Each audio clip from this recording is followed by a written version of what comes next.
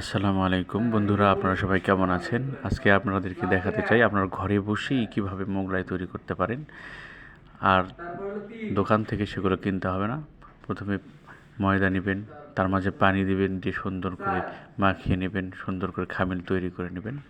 এভাবে তৈরি করা হচ্ছে খামিল, সুন্দর করে মাখিয়ে নেওয়া হচ্ছে, যেটা আপনার ঘরে বসেই করতে পারবেন।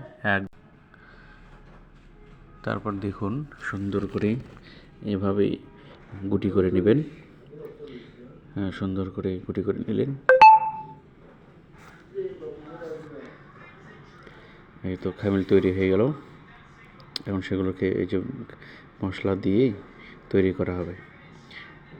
বেলনা দিয়ে বেলি, তারপরে এখন একটু 2-4টা বাড়ি টাড়ি দিয়ে আপনারা ঘরে বসেই স্বাদ নিতে পারবেন, ঘরে বসেই তৈরি করতে পারবেন মোগলাই। সুন্দর করে দেখুন, এই তো মোগলাই তৈরি করা হচ্ছে। আপনাদের যাদের যাদের লাগবে তারা কমেন্ট করবেন, কেমন হয়েছে জানাবেন, লাইক করবেন, কমেন্ট করবেন, শেয়ার করবেন। আর মোগলাইগুলো কেমন হয়েছে জানাবেন। তারপর তেলে ছাড়া হলো,